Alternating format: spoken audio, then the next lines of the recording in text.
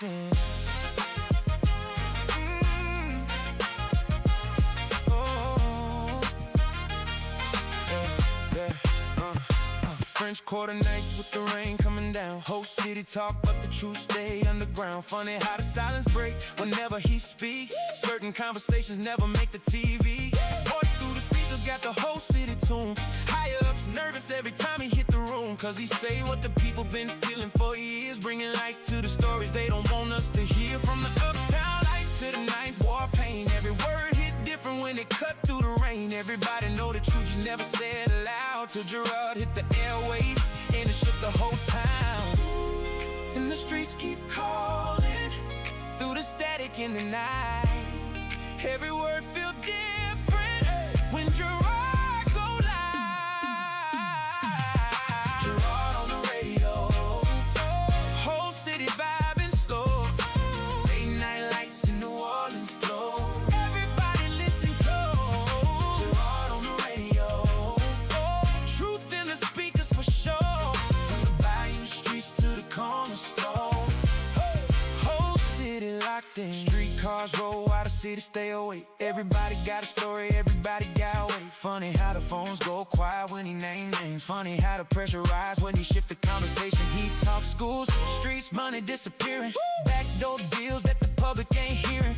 Things get buried when the cameras don't roll, but the people tune in, cause Gerard let it unfold. From the jazz in the streets to the smoke in the sky, the wall and still fighting, still holding it high. And the city feels seen every time that he speaks, cause the truth hit harder when it finally run deep. Now the whole town riding with the station on loud, hands high while they sing every word through the crowd.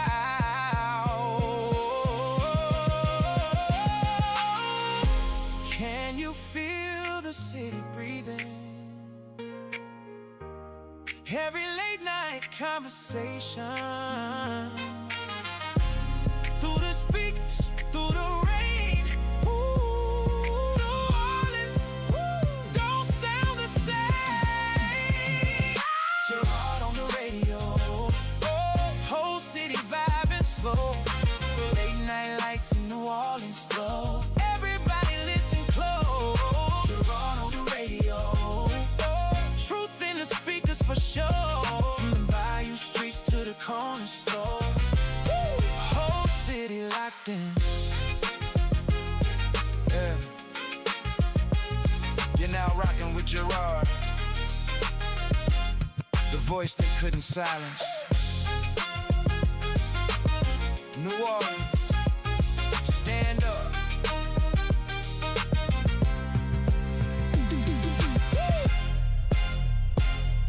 Whoa, now. What's happening, good people? How's everybody doing? How you doing? What's today, Wednesday? Today is Wednesday. All right, it's Wednesday. You know I was going to say it's Thursday. Wednesday, and we are in the building, y'all. Batman and Robin. Who else could we call ourselves? Wonder Woman. I thought you were going to wear your Wonder Woman. Superman. I was, but then somebody told me that, the role of superhero was already taken in the city of New Orleans by one of its leaders. So, by the Marvel man, by the Marvel comic man. Oh. And they told me to stay serious, stay in my own dignified role and not to put on my costume. You can't look like Wonder Woman? I guess I can't look like Wonder Woman, but I can certainly be a superhero in my everyday life. I wanted you to look like her, though. I mean, we could do that. We could do that one week. We can come in here dressed like superheroes. We're going to do that. For Okay, real. that sounds good. That sounds like a plan. If the person that's on the city council And playing with a spinner while he is conducting city business. He had a fidget toy in his hand the other day, spinning the spinner while he was talking to people. That's just nothing but nervous energy. So now you got on costumes at home, you got Marvel stuff all around you, and you're playing with toys while you are handling city business. Next thing you're going to have is a lightsaber. Maybe so. Luke. Maybe so. Luke, your daddy is cold. Maybe I'll get me a squishy. That's big with the kids right now, a squishy that I can bring to court with me and sit up on the podium while I'm making my oral arguments. Luke, your mother has a squishy. That's all. Get a squishy. Y'all folks, we got a lot to talk about today. There's some craziness going on. This city, I'm going to stick with this. I'm going to stick with Stephanie Timmons. Stephanie Timmons, every time I talk to her, I say, what's going on? New Orleans is not real. Last night was pretty unreal. What in the world is going on with this recall? What we predicted. Exactly what we predicted. That's unfortunate. It is very unfortunate, but we saw it from the very beginning. And if you go back and look at our prior shows where we talked about it, we talked about the downfall of the recall effort being the leadership. So today, for just a brief moment, because I know you have many other things you want to discuss. No, we got a couple of things we got to talk. But this is important because you called me, boy. I couldn't believe what I was seeing. I got to tell folks. Last night, at least twice or three times a week at night, after we spend all day together, come do a radio show, and then we talk on the phone, and then be like, "You ain't gonna believe this." Right. Or we get on TikTok. Because you send me TikTok stuff. I do. Whenever I see something interesting going on in the city that I think we might want to talk about on the show, I'll send it to Gerod. But last night, I had to interrupt him at home. She called me late at night. You ain't going to believe this. Did you see the show? Oh, my God. I said, the what? The show. I was like, what are you talking about? And the girl described the recall effort as the S show repeatedly during her live. So let me fill y'all in. Pride goeth before the fall, and the people are still watching.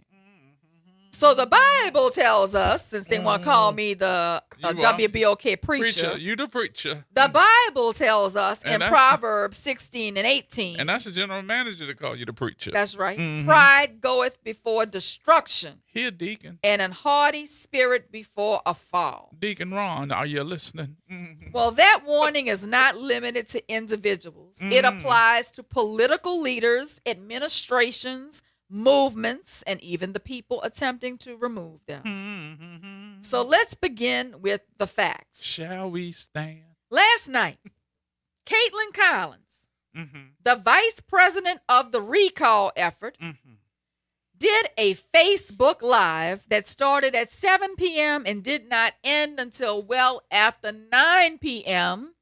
And who was glued to it? Me.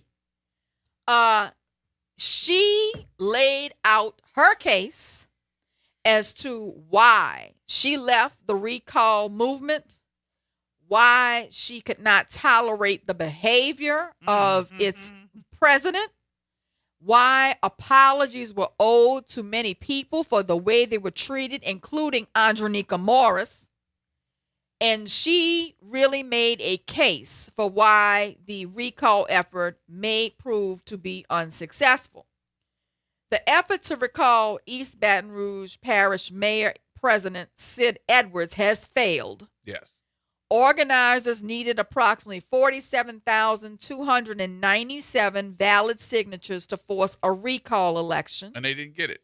They collected 2,193 names, less than 5% of what was required. That, too, is disturbing. That was not a near miss. That was not falling a little short. That is a political collapse of a movement. Yep. When you announce that you are going to recall an elected official, you are making a very serious declaration. You're telling the public that dissatisfaction is so widespread, so intense, and so deeply rooted that tens of thousands of registered voters are ready to remove that official before the end of the term. Well, they didn't do it. Nowhere near it. Not even near it. To mount a credible recall effort, you need money, you need trained volunteers, you need accurate voter information, you need people who are able to canvass and knock on doors and attend community meetings and host big signing events and follow up with voters. You need lawyers checking the petitions. You need a system for making sure every signature is valid. You need people skills to lead such a movement. And this was less than just not even people skills. This ain't even no skills.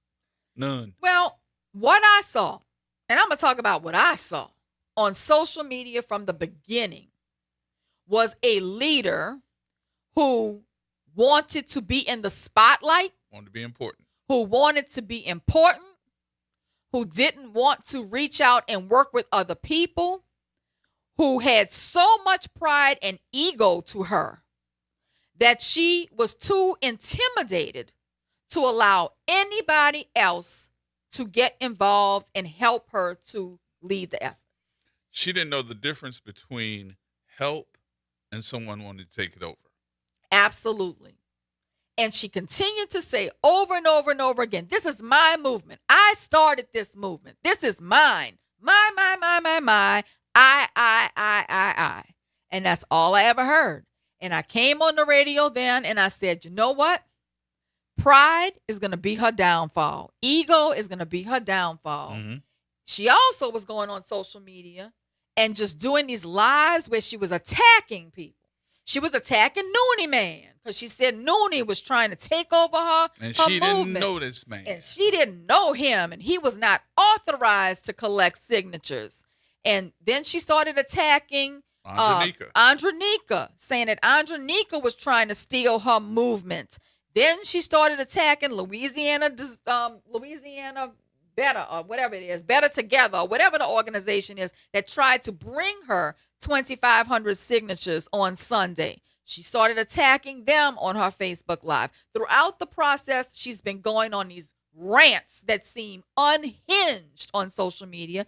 And I told Gerod, I said, that's going to be a problem because the people who don't want this recall to be successful are watching. And then she did this thing with all the naked pictures. She did that too. You know, she just continued to shoot herself in the foot.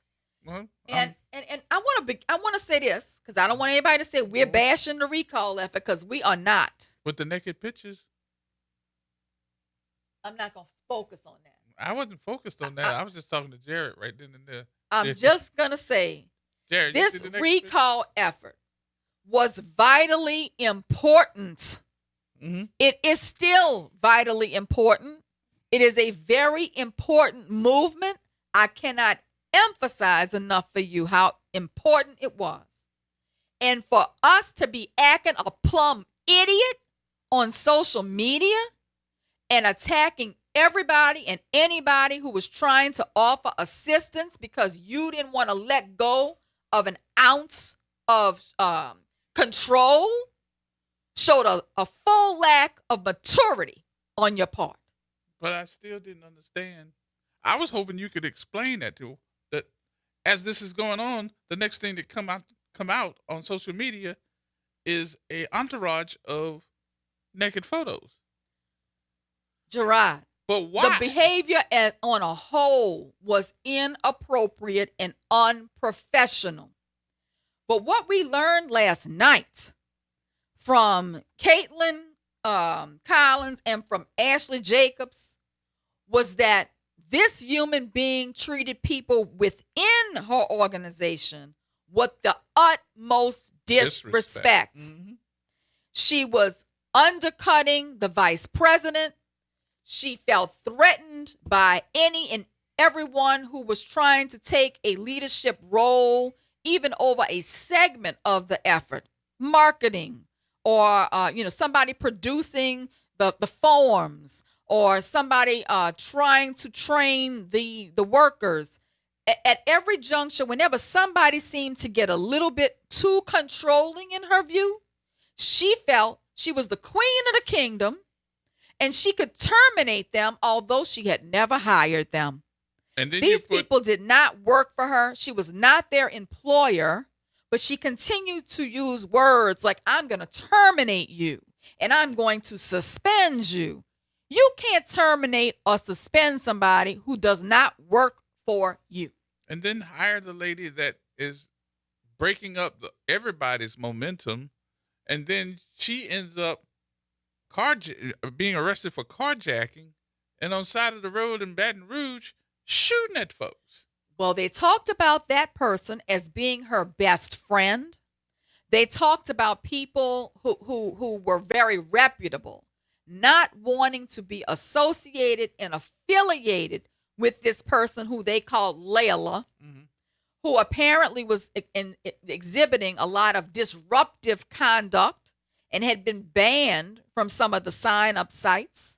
They talked about that in great detail and how Mary was trying to marry and was trying to elevate this person in the movement, while the vice president, Caitlin, was saying that the woman's role needed to be diminished because she was not an asset to the movement. She was a problem within the movement. Okay? It appeared that she was not listening to the advice of her vice president whatsoever, as you would say, Gerard. No, you didn't. I just used your word, you whatsoever. Hold still. I'm just checking to see if you had a fee for it. That's right. She was not listening to her at all. You cannot ask people to unite under your leadership while going on Facebook and attacking everybody and anybody in your own organization. Everybody. There's everybody. I mean, and let's talk about a media stance. So when this started happening, everybody was like, yay, yay, yay, good. Somebody's going to do it, and you're going to put your name on it, yada, yada, yada. So the media started saying, hey, look, let's do some interviews. Let's start talking, da-da-da-da. No interviews. No. None. Not a one. I just by chance got an interview with Caitlin. And after that, she made it clear. She said, well, she didn't want us to do interviews, but I made you a promise that I would. So she did a phone call to the radio station. And I told her I really appreciate it, but look, can y'all keep us informed? And da, da, da, da. That was the first and only interview that we have had. Well, all I can tell you is I saw the red light flashing the very first time I tuned into a live on Facebook, and the leader was sitting in scantily clad clothes, eating chicken, talking about the recall movement. And I came back to you and I said, this is a very important movement, but it's got the wrong face. It's got the wrong leadership. And I do not think it's going to be successful. Let me give Ashley, who's online, the call-in number. Ashley is 504-582-9422. I'd love to hear your experience. I would love to hear from Ashley, and I would love to hear from Caitlin, because I think they laid out their case extremely well last night. I am a believer. I understand what you were saying, and I think these two ladies were being very credible. I don't think that you were telling the public anything they had not witnessed themselves last night. And what about the ladies that showed up at the studio to turn in the number of folks that they had got to sign for this recall? They discussed this in detail last night, and they explained it very well. One of the things I learned from their live last night, which was very educational, was that while only 2 people filed the recall petition, that did not bar anybody else from collecting names. That was a false narrative put out there that only they could collect the names and only they could train the people.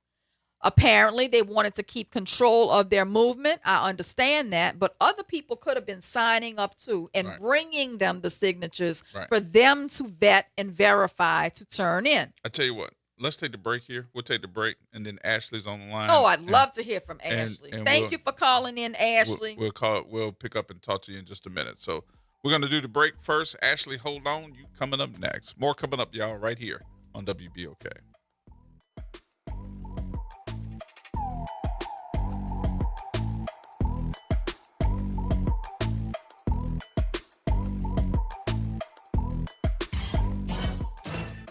Hey, this is D. Riley from the 90s Hits R&B Jams. Make sure you listen to WBOK 1230 AM every Saturday night from 7 until 9 p.m. I'll be giving you the best R&B jams from the 90s. That's right, all your favorites and more. With me, D. Riley, your host of the 90s Hits, right here on WBOK 1230 AM, or listen online at WBOK1230.com. WBOK, the station you listen to longer.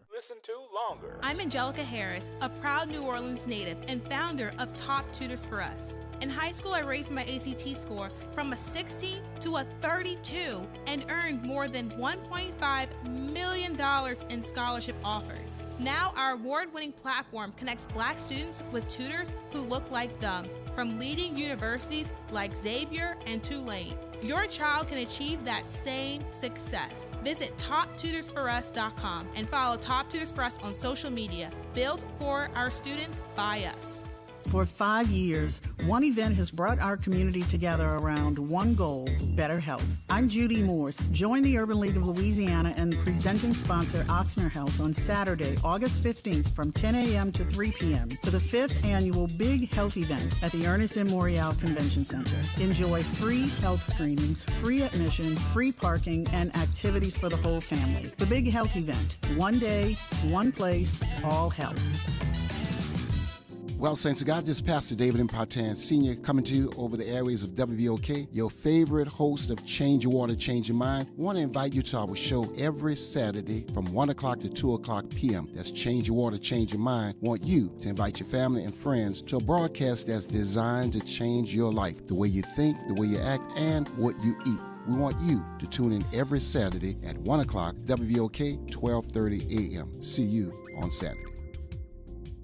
Greetings and salutations. I am Edward B. Coulon Smith, chairman of the board of the New Orleans Regional Black Chamber of Commerce. We'd like to invite you to tune in every Wednesday at 12 noon on WBOK to listen in on Black to Business and be a part of the movement that's going on. Thank you. Making a difference in the community. WBOK 1230 AM. Here we go. The reality check on WBOK 1230 AM. Welcome back. In the building, having conversation, the attorney extraordinaire, Suzette Bagnaris, and of course yours truly, Gerard Stevens. And Miss Ashley, you are online. How are you? Hi, how you guys doing? I'm fine. Well, Doing great, Ashley. I just want to let you know that I truly appreciated you and Caitlin taking 2 hours last night to walk us through everything that occurred from the very beginning that made it very difficult for you all to continue to fight a good fight Ashley, I was for a worthy cause. I was trying to watch TV last night, and the phone rang, and she said, "I bet you didn't know this." I said, "What you talking about?" She said, They online. You need to see this." Ashley, I really didn't know a lot of the things you said, but it all made a lot of sense to me, the way that you and Caitlin laid it out in chronological order and walked us through everything that occurred. It just made perfect common sense to me. Even, and then coupled with what I was personally observing online, which was absolutely bizarre behavior, I understand, the duress that you ladies were working under, and I do appreciate the vulnerability So let's find and out the what you was talking about. transparency that you all explained last night. I'd love to hear from Caitlin too, but please tell us Ashley, start from the beginning. from the beginning. Yes. Well, yeah. I mean, that's what the live was last night. I love Caitlin. Caitlin actually was gonna. Her standpoint was I'm gonna stay quiet till the recall is over because I don't want to Hold on, discourage Ashley. people. Let me put Caitlin in because Caitlin is on the phone. Yes. I'm going to put Great. her on this call as well. Caitlin, you with us? Hey, you guys. How Hey, y'all doing? thank you so Thank much. you so much for joining us, How you- Caitlin. Much respect for the job y'all did thank last you. night. And look, Caitlin been straight with us from the beginning because when this first happened, when they started talking about the recall, I sent Caitlin a message, Ashley, and telling her I want to interview you and talk about it. And she said okay before they had made the decision that they weren't going to do the conversations with all the media. But Caitlin called me anyway and said, I gave you my word that I was going to do this, so I'm just letting you know I'm calling you now. So thank you for that. Caitlin and Ashley are straight shooters. I appreciate that. All right, so give let's us start. the rundown. Come on, y'all. let's go from the beginning. Ashley gonna take it from here because she definitely I'll jump in, but I'm gonna let Ashley go first because she always speaks for me, and I promise I'm okay with that. No, Caitlin's I just want to say this, like, she's truly an amazing person.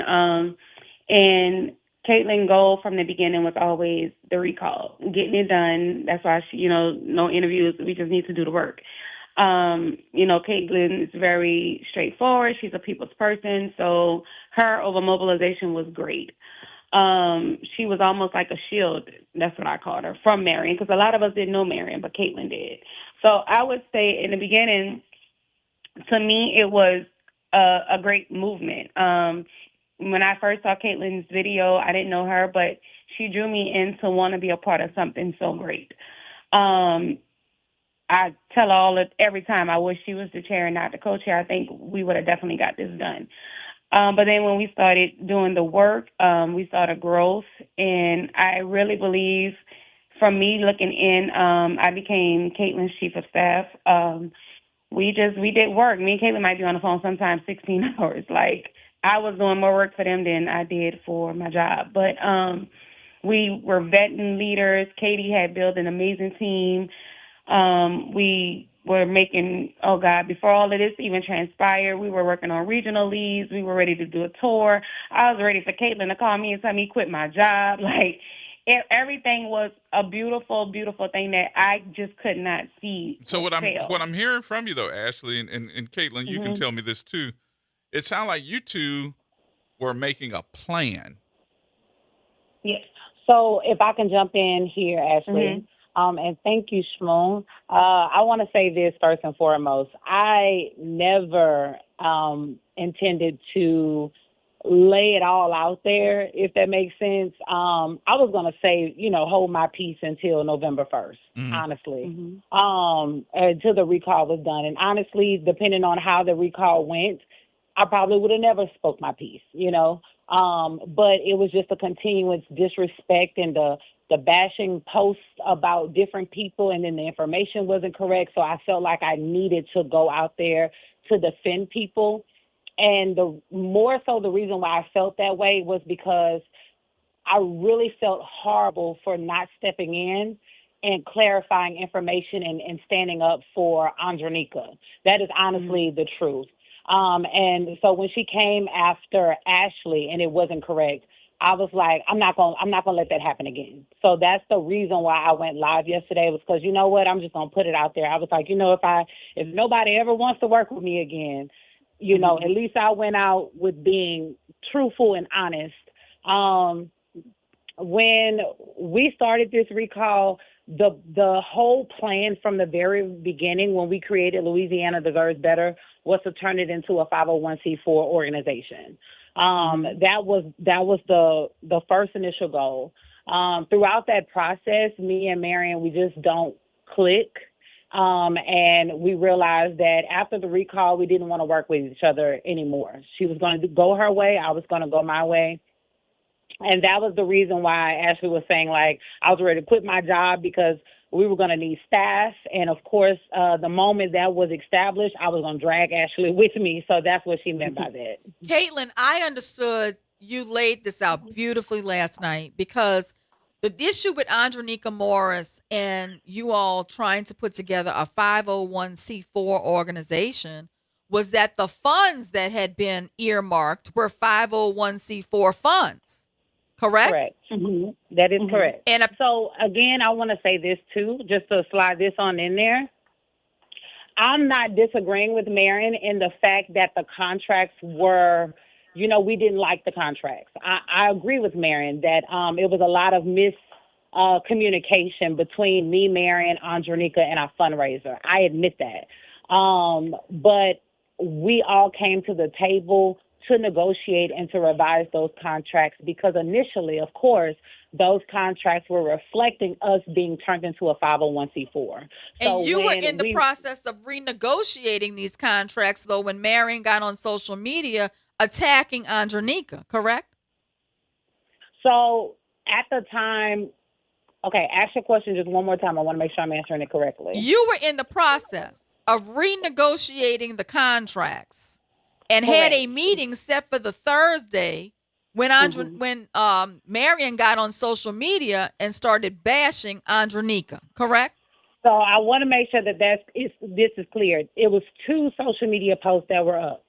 So the first initial post of her posting Andronika's picture and bashing Andronika, we both knew that post was coming out, because again, it was a lot of miscommunication, and the way that the contracts at that point we didn't even have the contracts. So I don't want it to believe that we wasn't in negotiations at that time, the first initial Facebook post. It was just a lot of miscommunication. It was a lot of things that were promised that was not being fulfilled on Andronika's part. And we did not understand the reason for the delays. A lot of questions had went unanswered, and we got impatient. So that's the reason why in my live yesterday, I took accountability in saying that when we got into the meeting of negotiations and she was able to explain the reason why it was taking a minute, the reason why this was saying this, or different things like that, I'm like, oh, I did not understand that. And she took accountability for that. She had her attorney there. I had my attorney there, and they were able to explain things to us because, again, Katie is not a lawyer. So it was a lot of things that I did not understand. I don't want to assume that that's not what Marion understood it to be, but at that particular time, it just seemed like it was a lot of misunderstanding, and we thought that we were being taken advantage of. That is my honest, truth. And when we came back to the table and had this meeting with Andronika, the fundraiser, her lawyers, my lawyer, Marion, they explained that they wanted her to take the post down. Marion did not want to take the post down. We were in agreement. Well, we were in agreement to come back to the table the next day because the donor of the $100,000 was looking for an update on Friday. So we were in that meeting for hours Thursday. And it was just a few things they wanted us to do, take the post down. We were going to come together with a collaborative post to basically say like, hey, it was a lot of misunderstandings, but we're moving forward. Marion did not want to do that. They also wanted us to take down the merch that Marion had put out because it was collaborating with Go Creates, which is Marion's company. We didn't want that up either. It was just a lot of little things that they wanted to be done that Marion was not agreeing with. However, she didn't make it very clear in that meeting that she was not going to be on board. We were supposed to go back into that meeting on Friday after my lawyer sent over the corrections, after she was supposed to send over the corrections. And instead of her allowing that meeting to continue or even speaking to me about it, she went on Facebook that night and blew up the deal again. So that would be the second bashing post that she had did. So at that point, I wake up Friday thinking I'm going into a meeting and they are sending texts and emails and like, we're backing out. And we're backing out because of Marion's behavior. Wow. So that was really, it really wasn't even strike one for me, but that was like the biggest fallout for me because I was dependent on that. I had a job waiting for me when I started this recall. I'm a licensed health insurance agent, so I had a good job waiting for me. And I turned down that job because we only had 6 months to get this done. Mm-hmm. And I was literally breathing, and sleeping. Louisiana deserves better from the time I woke up to 2 or 3 o'clock in the morning. And I depended on that going through. I had no reason to believe that this deal would not go through. And it completely did not go through, which left me financially, in the wind. So I was very upset with Marion. But honestly, it was just, from that moment, it was just back-to-back incidents. Like, it was just like how did we get to the point where there was somebody that, I guess I'm going to use the word infiltrated, infiltrated the top brass, seemed to be a little bit disturbed, and ended up on side of the highway shooting at folks on the... So how did we get there? Because it seemed like one day we're doing one thing, the next day you're looking at social media and the news, and the media couldn't wait to use you all's organization for her. But these ladies seem to warn her about this individual before this started. So that's why I'm saying, how did we get there, and how did this lady infiltrate the top brass? Well, So she had been. We didn't warn her. The leaders were warning her. So Right. we vet all of our leaders. So we call references. We do all of this before we start training. When everybody that we had as leaders realized that Layla was there, they were sending emails. They sent emails to Marion. They sent emails to Katie. When they didn't get the answer, they were sending emails to me. Just a lot of the admin team emails about this lady that she's crazy. She was nationally banned from Indivisible NOLA. They refused to work with her. She was a confrontation in the community. They literally told us everything that could be told about Layla. At the time, I kept saying, like Mary, Katie, y'all sure we do? Y'all sure? And, Mary's argument was whatever Layla did before LDB, she didn't want to judge. And, Katie was on board with her because, I guess nothing had happened there, and they wanted to give people a second chance. But the word was that she had a mm-hmm. warrant for her arrest for carjacking. We're going to get to that part. So okay. Currently, if I can cut in, Ashley, just real quick. Ahead. I wasn't necessarily on board with Leela being a part of the movement. Leela was working with Marion. So that's why this part is important. Marion had her job that she was doing with the movement, and I had mine. I was over mobilization. So the leaders and the volunteers, that was organized through me and my team. That's a good point. Could you break down the breakdown of responsibilities and roles for the public? So when we did the video, so when we went down to the Secretary of State's office, I did a video, and it just went crazy, right? I honestly did not expect for us to get so much support so fast. Now, I remember that. I remember when y'all were walking out past the building. Next thing I know, y'all were viral. Yes, we were everywhere. And because it was everywhere and everyone was so eager to get on board and start signing immediately and start taking signatures immediately, at that particular time, me and Marion had decided that I would handle mobilization, which is all the leaders and volunteers. And she would handle like fundraising. She is a photographer, so she would handle like content and things like that. And eventually when we got it to a point where we would kind of oil the machine, we would kind of revisit the conversation and go from there, right? So again, I handled leaders and volunteers and organizing like the signing events. And when Leela came into the situation, I was a little weary about Leela because I believe in warning before destruction. That's what my daddy always taught me, warning before destruction. So when it was several leaders that was, basically warning us about her, I went to Marion, and Marion, still wanted to work with her. So the understanding was, as long as she didn't cross over to my side, because if she's helping Marion on her side with just running a Facebook page, then she wouldn't need to interact with these leaders, right? So that's the way that I kind of compromised that situation. Like, if she's not on this side, then everybody should be fine, right? But eventually she wanted to start getting signatures.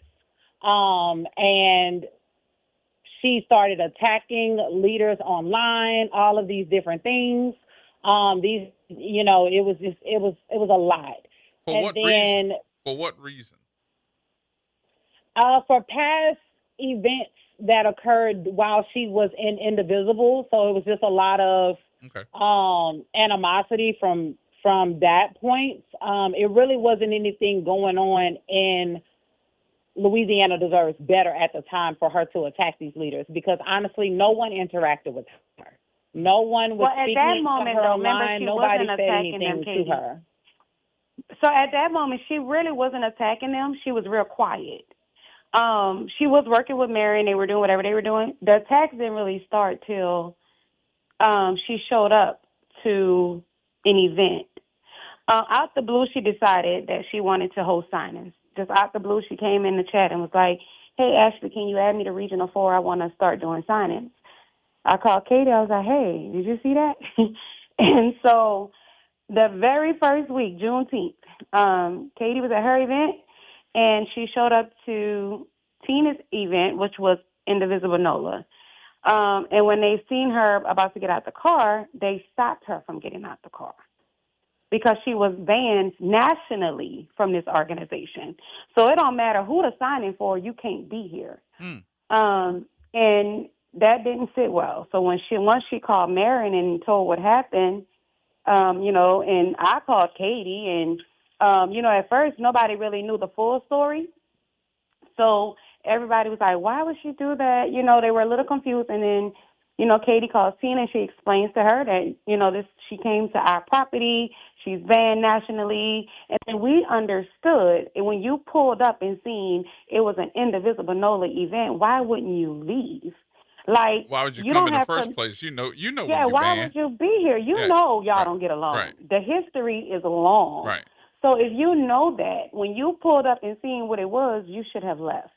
So once we heard all that, and I'm telling Katie, I'm like, no, Katie, no, they're right. Because if I host something at my home and somebody pull up, I don't know, you can't be here. But Marion didn't think that way. So Marion went to Enough is Enough. They've been emailing us about her, and this was an LDB event. You can't. And then we're like, no, Marion, that's not true. So she opens up this meeting. And now she's attacking everybody online. Well, once all of this comes out about the whole Tina situation, they had Pride Fest, the Pride event that exact same day. That's when, I'm sure, due to Marion's permission, she went and made a post. Lila made a post saying that, they wanted people to send money for Marion to get lunch. She had worked the Pride Fest all by herself. She was in the car. She passed out from heat exhaustion. They had to take her to the ER. And everybody confused because we're trying to figure out when that happened. So Katie was like, Katie messaged her and asked her to take it down. And then Katie spoke to her. That was the one and only time Katie had ever spoke to her. She said, I need you to take that down. Like, it's untrue. That never happened. Marion got to the event an hour before it was over. Like, it's an insult to everybody that really was there. And then we don't want you lying to get money on behalf of LDB, saying that she went to the ER and all that, because none of that happened. Layla apologized to Katie in that moment, said she was going to take it down. Well, the post never comes down. What I gathered from last night is that several instances you all tried to protect Marion from herself. Yes. You were trying to protect the movement from being looked at in an unfavorable light because of people involved in it that should not have been in leadership. And you were also concerned that money might have been being misspent, although you did not have access to that money. I want to make it very clear. That was all Marion. But you had some concerns about that, and you didn't want to go down with the ship if money was being mismanaged. Because you're going to be when I audited. had found out that we had basically missed several deadlines of filing. And from my understanding, once you reach a threshold, then you have to start documenting it and submitting it to I think it's the Board of Ethics or the Secretary of State. Like, you're supposed to be documenting this money. It's like laws and like step by step of how you're supposed to manage this money. I've never had access to the money, donations, or anything like that. That was always handled through Marion. And I initially stepped down just because of the money management part of it, but I just realized that she just doesn't want to listen to me. I've tried to warn her about the Leela situation, the donor situation. It was just so many different instances where I was like, you don't value partnership with me. Yeah, but Kaylin, I think more important than that, you trying to stay out of jail. Y'all are playing with you're playing with the big boys. This is not a game. Yeah. And you're I mean, absolutely correct. We're going up against people who has clearly shown the public that they do not care about breaking laws. You know what I'm saying? They do not care about, different things, and we're going up against them. They're going to go through any avenue to attack us in whatever way. And I'm all down for the people, power to the people, but I got 2 children at home. Girl, I'm not wearing orange for nobody. So I get it. I get what you're saying. Now, I want to say this. Last night, you went a long way to say you have always believed in this movement. You ladies still want this recall effort to succeed. You want it to be successful. You're still encouraging people to sign the recall petition. But I heard you say last night that you have it on good information that there are only 20,000 signatures. Is that correct? That is correct. That is correct. That's what I was told. I'm going And the source that I got it from is very credible. The person I got that information from is very neutral throughout this whole situation. No. For real? That's what I heard. I hate to make it sound this way, but I got to make it sound this way. I just hope y'all know I'm so many people. I hate to make this sound this way. I hate to make it sound this way, but I got to. That's it. Out of all this time, all this publicity, the number of things that we've seen, all the stuff. I mean, this whole movement, y'all got people standing out in the heat to sign this thing, and all we got is 20. And I say we. I ain't saying you. I'm saying we. All we got is 20,000? Now, let me say this. That is the information that was given to me. That doesn't mean that I believe the information. I don't think, in my opinion, I have a hard time believing it's only 20,000 signatures because, again, I know that it can't be just 20,000 signatures because it is several people. The live that went on Sunday with those group of people coming to the door to drop off 2,500 signatures, that is not the only people who have not turned in their signatures. That actually started a wave of people reaching out to me personally that have signatures in their possession that they have been trying to turn in, that have been sent back to sender, that, no one is answering the door, things like that. I know that it has to be more than 20,000 signatures. But the point that I was making while I got so frustrated about this whole situation was that if you believe that there is only 20,000 signatures, I do not understand why we are turning away signatures. Does that make sense? So, because that was my next question.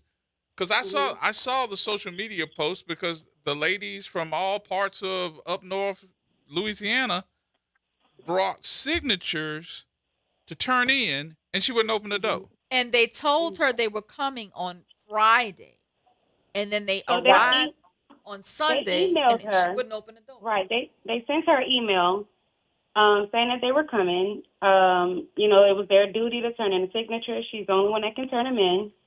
Marion emailed them back. She did email them back, saying that they were not welcome there. I guess she gave them a no trespass through email. I'm assuming she think it works like that, but and they went anyway because they felt like they had to get these people signatures. Let me also add this, Ashley. That email also stated that she did not want any mail from them either. Because I see a lot of people on social media is like, why would they just show up to her place of business, her home? But she didn't want any mail from them either. So, it's a lot of people that have reached out to me since that situation, since I told them that I will take their signature, that they're saying like, hey, we mailed it out there too, and it's returned to sender. She won't accept them. I mailed it again and asked for a signature to make sure it got to somebody. She would, no one signed for it. So I can't believe that it's only 20,000 signatures because we have so many leaders. These people that came out there on Sunday, these are not just random people. These are people who have already worked for Louisiana Deserves Better. They have already been through a vetting process, through a training. So we know that the signatures that they are collecting is valid. So I would not understand why we are not taking signatures, not just from those people that you have issues with, but I have been getting several DMs and texts and calls from people saying that she's not taking my signatures either, or I've gotten it returned, or nobody was at the door. So I don't believe that it's 20,000 signatures. It's clearly way more that hasn't been counted. I got to ask you this too, and I think my partner thought I was joking when I brought it up earlier. I was pretty much making up a whole entourage of jokes that I had, But I'm reading all of this stuff that's going on. I'm watching the video of all these ladies standing in the parking lot trying to deliver this stuff to her. And then the next entourage of photos that I see are naked photos of her. What the hell? I can't speak to that. And look, and I'm a man, so I got to tell you, I'm going to be honest. I looked, but it made me lose respect for what you're doing. Yeah. Well, I'm not going to speak to that. At the end of the day, what I will say is that was on her page well before the recall. You trying your best not to laugh, but it's right beside the recall. I met Marion the day before we did this recall, so I was not privy to anything before this recall. Caitlin, I want to get down. I'm going to go back to the signatures because Gerard want to explore why this woman got taken. Caitlin knows she took them photos. But I want to say this.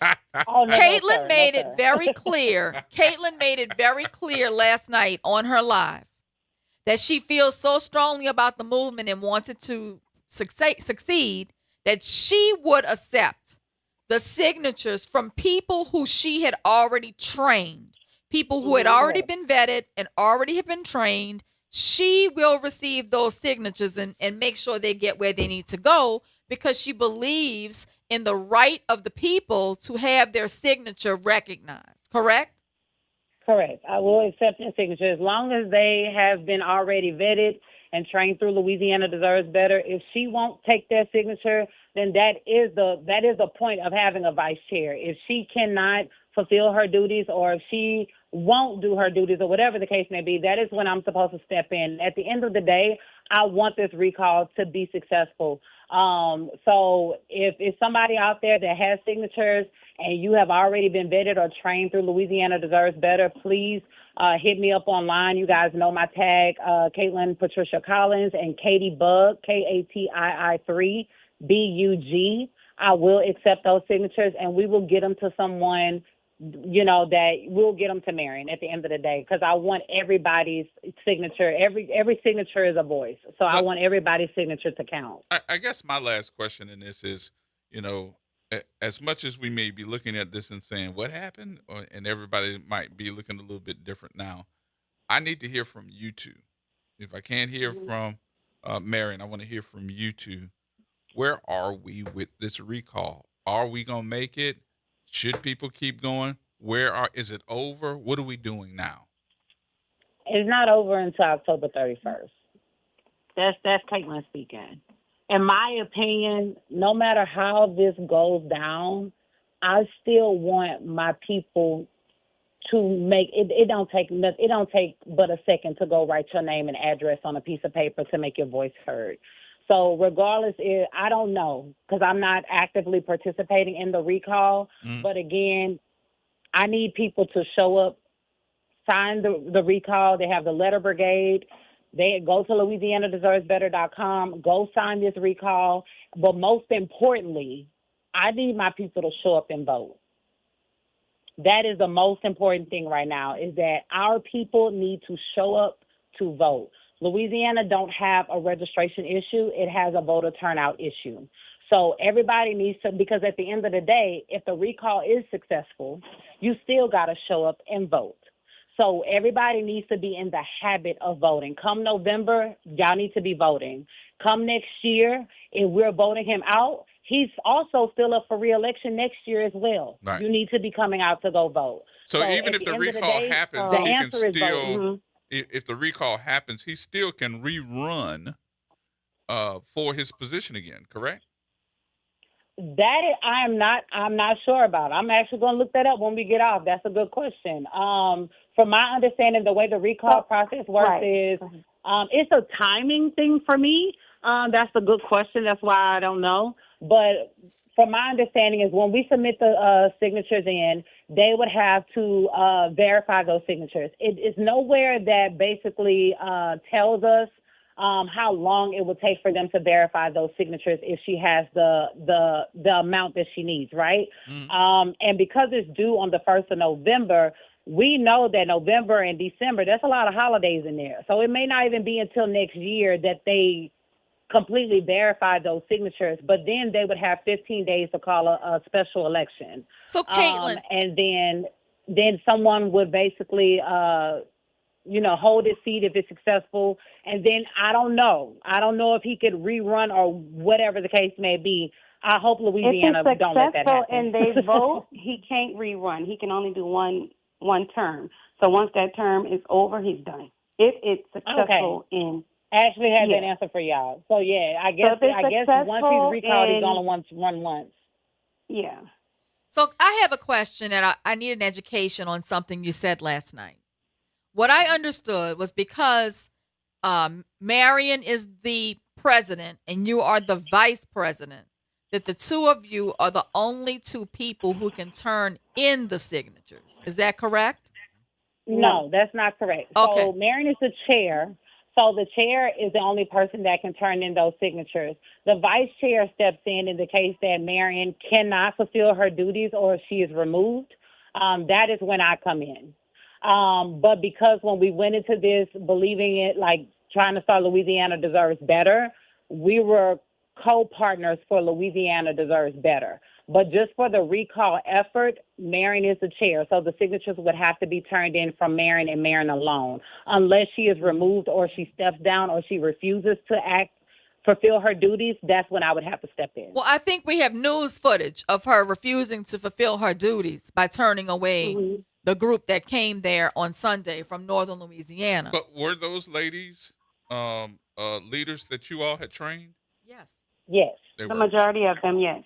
And her reason for turning them down was saying that she didn't know who they were, right? Well, I want to make this clear. No. She said she was in fear of those old ladies. She didn't know who they were. She was in fear of those old ladies. Well, that's what she said. But the reason that she posted was partly me. She said that I was a part of it and I had been posting and she didn't trust. And the truth is I've never been in that group. I know them because we trained them and we vetted them, but I've never been a part of anything. When Katie left, I left, and I haven't hosted a signing since. So that shouldn't have been the reason that she didn't open the door.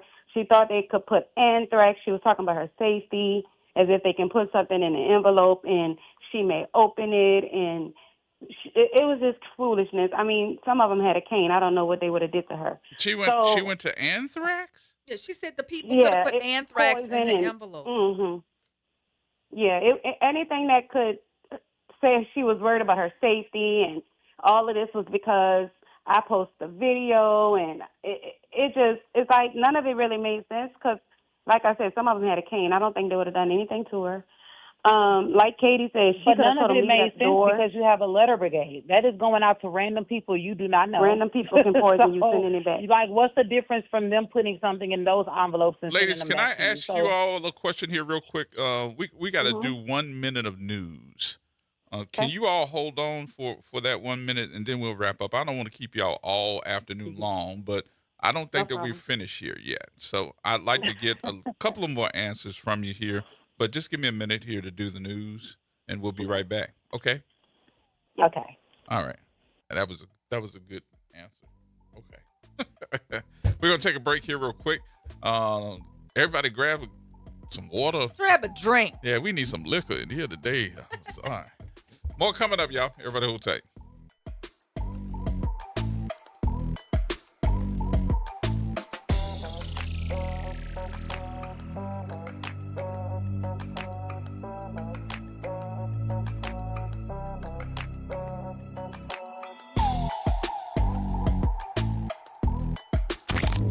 Campus of Xavier University. WBOK Go and Equity Media Station. I'm Mike Island with BIN News Now. An arson suspect linked to one of the massive wildfires threatening Spokane, Washington, is in court today. Aaron Farinacci was arrested by a SWAT team yesterday after a witness said he saw him acting suspiciously near where one of the fires started on Saturday. The 37-year-old is a Spokane resident, and he's being held on a $1 million bond. It is dangerously hot in the Southwest. Extreme heat warnings are in effect for parts of Arizona, California, Nevada, and Utah. Phoenix could see temperatures between 109 and 116 degrees today. President Trump says ExxonMobil and Chevron are making too much money. The president says the country's two largest oil companies were taking in too much money based on a shortage and that they ought to give some of that windfall back to the public. Trump says he's a big free enterprise guy, but he's not happy about the situation. Get BIN News now, on demand, 24/7 on the free iHeartRadio app.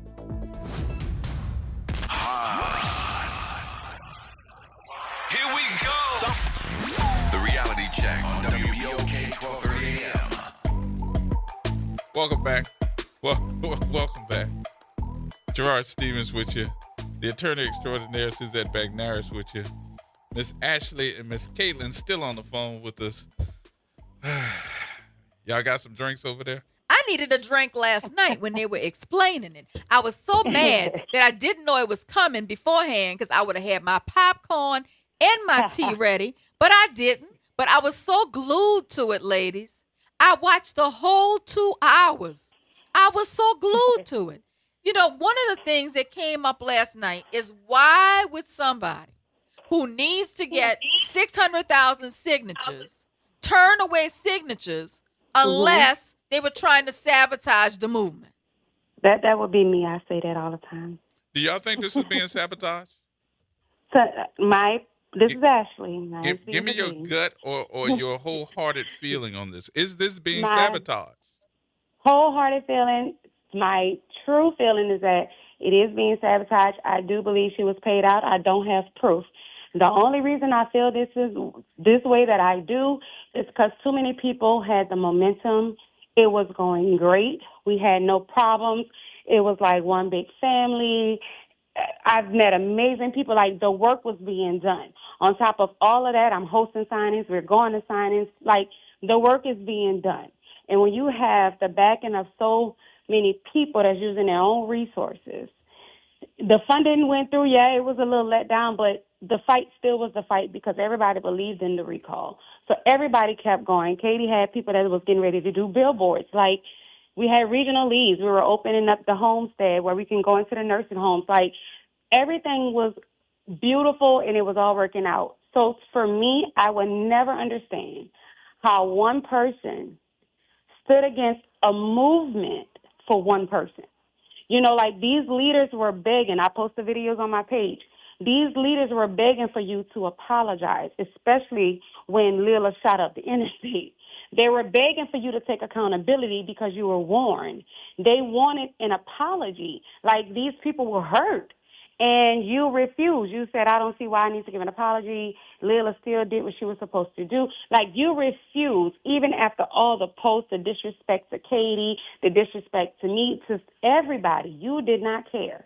You would not apologize. You stood firm on backing this woman to the point where you even went and made a post to back her against your whole movement. Let me and say I need this. somebody to tell me why. Like, what would make you do that if you didn't get paid off or you're not purposely sabotaging it? Because when I told her, I said, it's more important. I said, you are getting rid of people that are valuable. They are turning in thousands of signatures a week. When she got rid of Tina, we argued with her. That lady was turning in thousands of signatures. New Orleans was on a roll. And her words to me is not about who's valuable. It's about principle. And I'm like, no, it's about who's valuable when you need 600,000 signatures. What is the process? Lila hasn't turned in one. What is the process for replacing the president of the recall effort? We would have to be able to prove that she was trying to sabotage.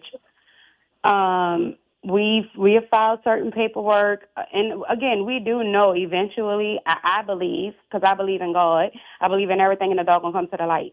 So we do believe that all of these things that she are doing wrong will come to the light because the paperwork has been Won't you just get an filed. affidavit from the ladies who drove from northern Louisiana saying that she refused to take their signatures and attach the video from the news? Do y'all have an attorney? Katie does, yes. I do have an attorney. To me, this recall effort is so important. And to me, you know, it's time to regroup, reassess, stop, you know, confused. Because time's a ticking. Yeah, and get it done. Time is ticking. I don't, how can I say this? I do believe it's being sabotaged. I don't have any proof to, you know, that to be a fact. I And just Ashley, I can't wasn't explain her trying to make behavior, you sound like but you at were the less same than. time, huh? I said I wanted Ashley to know I was not trying to make her sound less than when I asked that question, but it does really concern me when the vice president is telling me, or the former vice president. I'm trying to figure out which one are you, because it sounds like to me that you really are still in this because you want to be. But Caitlin, when you're telling me that you I think, absolutely want to be, because we sacrifice so much time and yes, our resources. right, Like again, like Ashley said, I was sleeping and breathing. Louisiana deserves better, and then eventually I brought in wonderful ladies that was doing the same. Ashley was literally waking up in the morning, going over things with me, and we wouldn't get off the phone until maybe 2 or 3 o'clock in the morning. We were working. So, of course, I want this to be successful. I just don't know that. I know it sounds crazy. I don't know if that is enough to have her removed, if she is claiming that she didn't accept those signatures because of her safety. Yeah, but you have other things. You have the failure to file the finance reports as required by law. You have other people who can do affidavits saying we've attempted to turn in signatures and they have been refused. I mean, I think you have a lot of things that could show that this movement is being thwarted and that maybe the leadership doesn't have the mental capacity to get it done, because this is so important. Otherwise, I guess all you can do is continue to collect signatures and then try to compel her to take them. Right. Yeah, because Katie, and that's something else we got to also know. I have a way for her to take the signatures. So I do have someone that's who is a part of counting, that is going to take the signatures from me and include those signatures. Another thing I'm thinking about is Marion is a very smart woman, right? She's very motivated, and she also seems to believe in this movement as well. She's not going to let go without a fight. And I really, truly believe that us going the route of trying to remove her will take away from time that they really need to focus on just getting signatures. I mean, that's just point blank. So what do you recommend at this point? I mean, I know you're recommending that people continue to sign the recall petition, but if she's not going to accept the signatures, what good is that going to do? I feel like I have told the other leaders that if she has not accepted, I've told them this myself, I don't believe that it's worth you using your resources at this point. If you want to give your signature, go to the letter brigade. If you want to give your signature but you don't want to deal with Marion personally, go through the letter brigade. Give your signature and keep it moving. Show up to vote. Because right now, if we was to go to court and fight for it, because that's what it's going to be. If we try to have her removed, we're going to have to go to court and fight through it. That's just the reality of it. Oh, being in charge is more important. 90 days to get this done. Being in charge appears to be more important than the movement to her. So I agree with you. I'm being realistic. We have less than 90 days to get this done. I don't even have time to fight over power. I get just you. encourage everybody, like, regardless if Katie's involved or not, and whoever is leading the movement, come October 31st, if it's not enough signatures, then we all know who we need to be looking at and blaming for it. But I think my purpose of my live on yesterday is the fact that if this is not successful, I don't want anyone pointing the fingers at leaders and other people as if these people are trying to sabotage it when they are not. Mm-hmm. So that was my whole point. But again, I want people to participate. If you don't want to collaborate with Marion, go through the letter brigade. Go through the letter brigade, or, mail her the signature, see if she takes it. That's the only thing that I can do at this point. Tell everybody real quickly what the letter brigade is. At this point. Kind of explain real quickly what the letter brigade is. The letter brigade is basically something that she has on the Louisiana Deserves Better website, and I think it's on their Facebook page. I think it's like a link or something. You do have to pay. I'm not certain how much.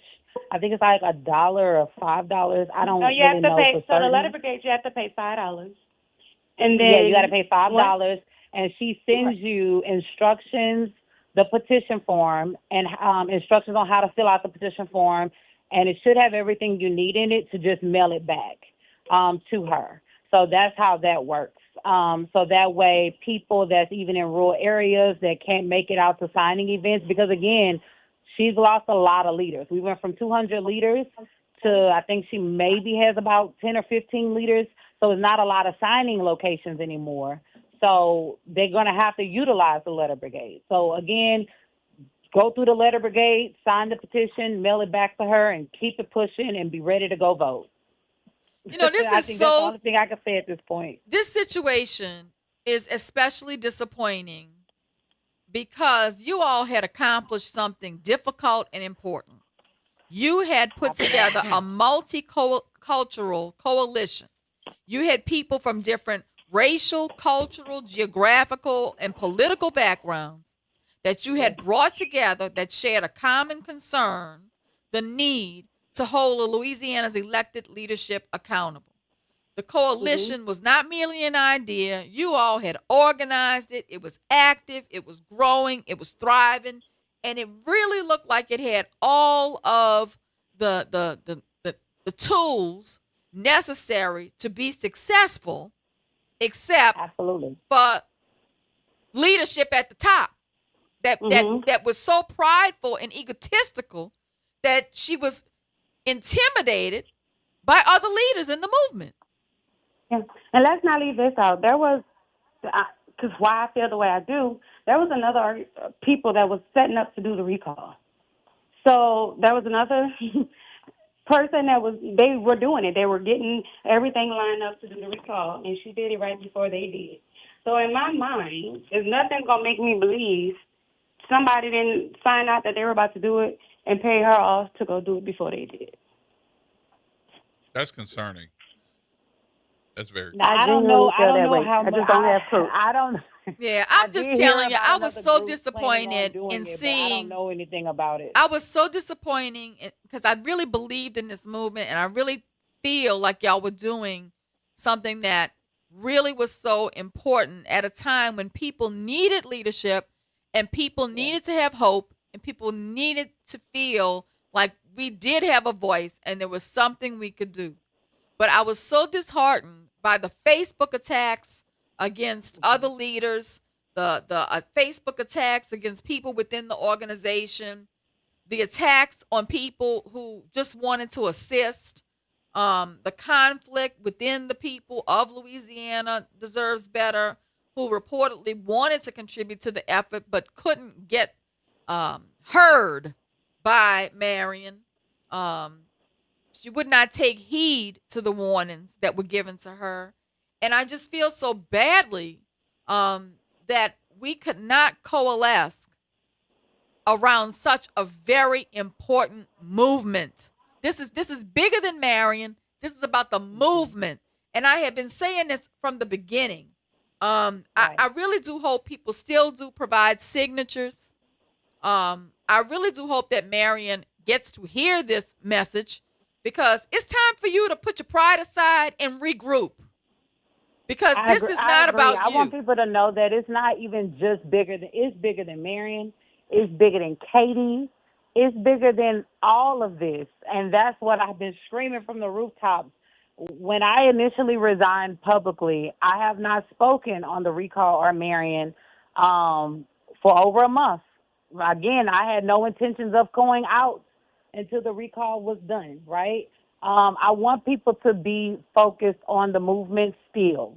And come October 31st or November 1st, we will know what it is.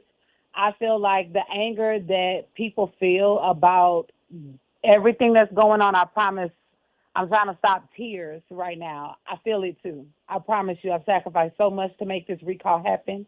So I want people to know that that anger that you have right now, you need to harness it and just come out and vote. The work can still get done. This is a lesson. The goal can still be achieved by removing him from office if we just pull up to go vote. All of that is so true, Caitlin, and I appreciate you still believing in this movement after everything you've been through, you and Ashley. But I think this is a hard lesson and a stark example for all of us to take heed of, that pride can destroy what hard work can build. Yes. And, pride can take a thriving coalition and turn it into competing factions. It can make a leader view her own partners as a threat. And I just feel like we need to do better as a people. Yes. We need to start realizing that we are stronger together, and that, Absolutely. we just can't let personality and our failure to listen to the people around us. You can be a leader, but you got to listen too. Kayla, let me ask you this A question. great leader is a great follower. Yeah. Right. Has there been a conversation between you and Andronika? No, it has not. I did reach out to apologize to Andronika, but again, And I wasn't asking you if you apologized to her. I want to make sure I say that. But Andronika is a nice person. Andronika knows who to. I don't want to say blame, but it's like Andronika will know what it is. That we definitely was on one accord when that meeting ended. But I haven't spoken to Andronika since that Thursday. Okay. Yeah. So since you two are so smart, because I know that I'm hearing something here, I'm gonna just go ahead on and ask it. What you two planning? Who, me and Ashley? Are you talking about? Yeah, I'm talking about you two. I'm talking about Ashley and Caitlin. What y'all planning? My personal fight right now is just getting people ready to vote. Like, I think the recall brought attention that, for one, we as a people really can come together and get things done. And I also think it brought attention that there is things in Louisiana that is out of order. Like, I just made a thing today, like, we're number 50 in the nation. There are things that needs to be done. These people got to get out of office. It's time for change. It's insane to keep doing the same thing, looking for a different result. So at the end of the day, if y'all don't take nothing out the recall, I take out that I met amazing people. I didn't know Katie before the recall. It's a lot of leaders that I didn't know before the recall. Mm-hmm. Don't quit. The recall is one entity. It is not the only entity. Right.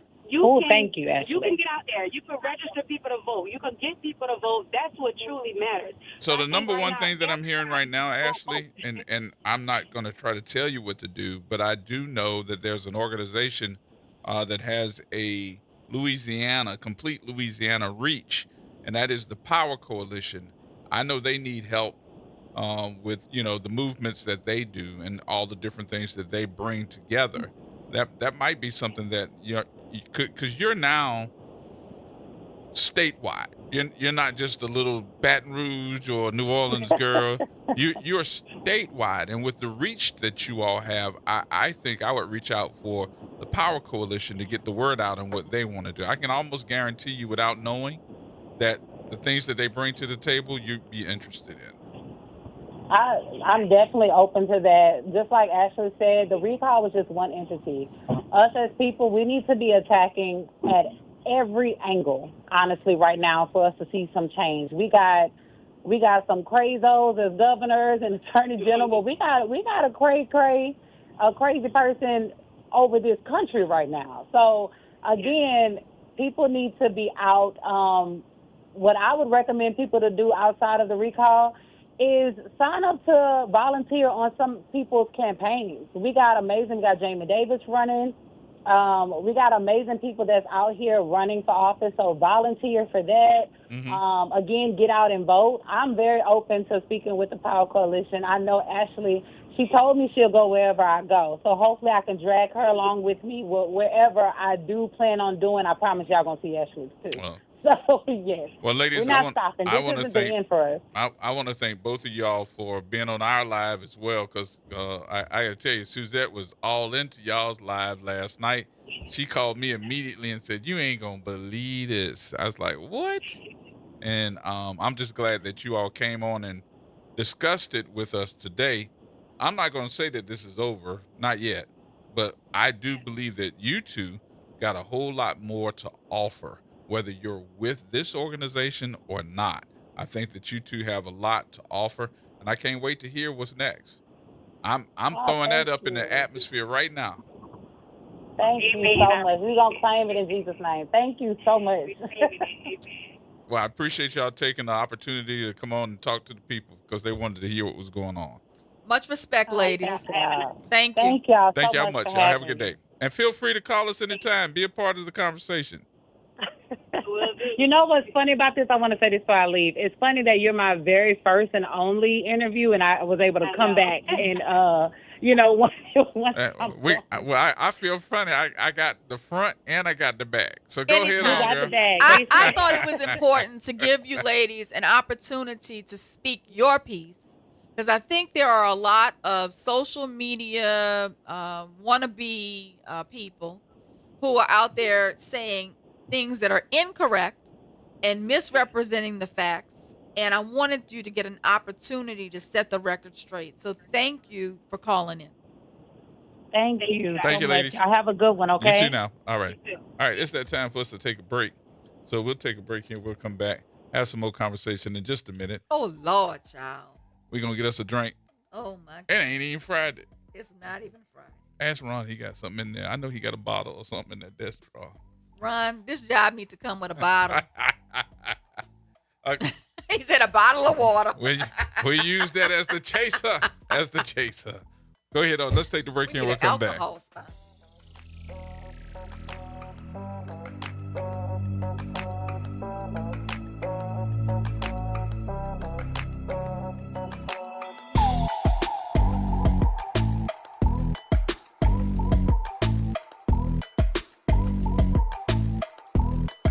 It's off the top with Norman Robinson on WBOK 1230 AM.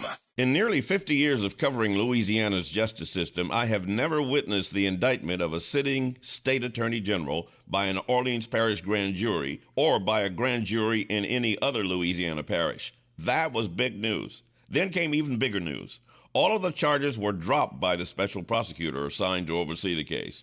Former Judge Lori White, the special prosecutor, says she dropped the indictment against State Attorney General Liz Murrill because New Orleans Mayor Helena Moreno and other city officials urged her to do so to ease tensions between the city and state. The mayor offered a peace sign asking Governor Jeff Landry to meet so they could resolve their differences. Landry said no, not until the city gets things in order. Requesting that the AG charges be dropped was another peace sign. Landry still said no, thank you. Landry and Murrill have no interest in being friends with New Orleans leaders. I understand not wanting to be friends with people who you think want you to be put behind bars for 80 years. The circumstances and the players are different, but what we have here is the latest chapter in a long history of the bruising political wars between the state and the city. It's not good for the city or the state. Who knows how this latest drama will play out? What matters is whether this legal grudge match helps citizens who want leaders who will improve their quality of life. Now, this unfortunate drama is damaging our state, our city, our judiciary, and our chances for more economic development. It boils down to this. It's a cartoon with characters bashing each other, and it's not funny.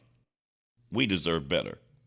This is Norman Robinson, Off the Top. New Orleans never sleeps, and neither does WBOK. Now, every voice, every moment, and every show is in your pocket. Search WBOK Media wherever you get podcasts. Download, share, rate us 5 stars. Because when you support us, you amplify Black voices and the New Orleans culture. This is The Law in Your Legacy. I'm attorney Pete Hamilton. I'm attorney Ryan Hamilton. When it comes to family planning, should you go with a will or a trust? A will is like leaving instructions to the court. It tells them who gets what, but your family still has to go through a succession, which can be costly and time-consuming. A trust, on the other hand, avoids court altogether. So when the time comes, everything transfers smoothly to your loved ones. It's a little more work up front, but way less hassle and expense later. Plan smart, save time, and take care of your family. This is not legal advice. That's just a tip brought to you by Liberty Bank and Trust. For more information, go to libertybank.net or contact us at 504-915-5016. The New Orleans Jazz and Heritage Foundation is the nonprofit organization that owns the New Orleans Jazz and Heritage Festival presented by Shell. With the funds generated from Jazz Fest,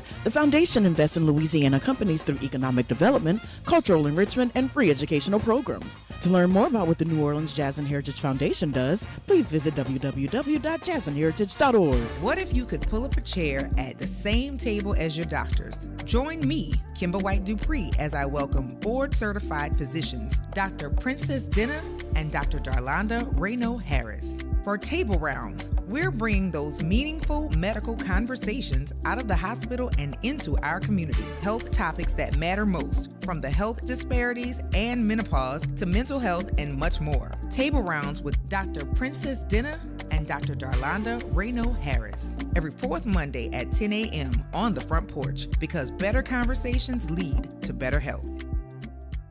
WBOK is pleased to announce the reboot of Crosstown Conversations with host Gene Nathan. A heightened focus on cultural entertainment events and the creators who present them. The new time is now Saturday at noon.